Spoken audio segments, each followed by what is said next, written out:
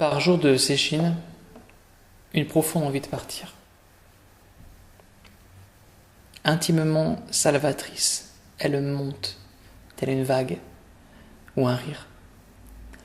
Par un ennuyeux après-midi d'automne, la légèreté du vent dans les feuilles appelle l'enfant à jouer au jardin.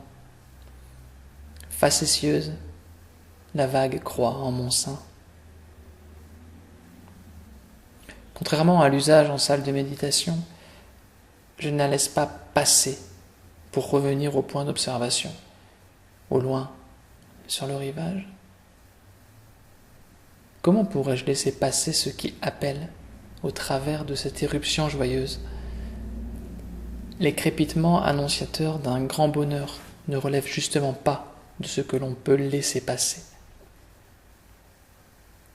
Il s'agit au contraire de ce qu'on écoute avec la plus grande attention lorsque cela s'adresse à nous. De certaines informations, notre vie peut dépendre. En ces instants, la présence n'est pas une option facultative. Ce cri est urgent et c'est un cri de joie. Le cri de la vie qui pousse en moi et appelle.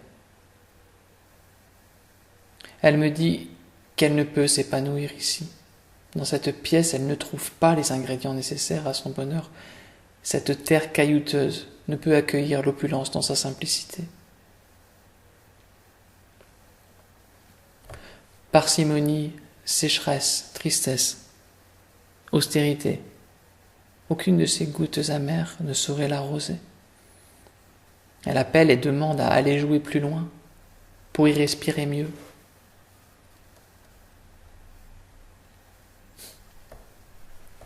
Je me remémore l'urgence avec laquelle, en sortant de mes entretiens professionnels, dans ma jeune vie d'adulte, il me fallait ôter cravate, chemise, veste, costume, comme si ma vie en dépendait.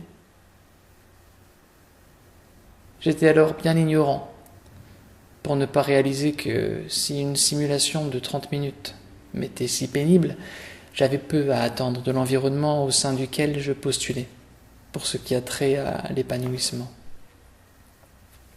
Ce que d'ailleurs l'avenir ne manqua pas de m'enseigner avec une fermeté au moins égale à mon obstination à ne pas comprendre. Dans le dojo, par ce jour de pratique collective convenue, je me lève. À la première occasion, dès que le premier scintillement du premier son de la plus petite des cloches parvient à mes tympans, je me lève, mu par l'urgence, comme on se met à courir lorsque le dernier virage du tunnel laisse apparaître la lumière du jour. Déjà je la sens, par mon allure vers la porte de sortie. Je la sens qui me gratte au visage. Je ramasse chaussures, écharpes, bonnets et manteaux et je sors pour m'habiller dehors. Ce n'est pas par décence, pour ne pas déranger mes coreligionnaires, mais par besoin de respirer dehors.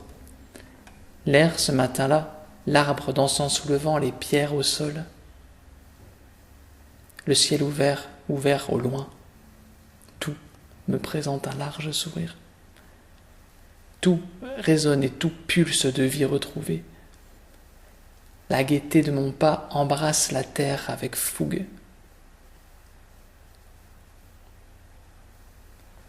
Le père du fils prodigue, le jour de son retour, alors qu'il le saisit par les épaules et l'étreint de tout son cœur, ne devait pas l'embrasser différemment.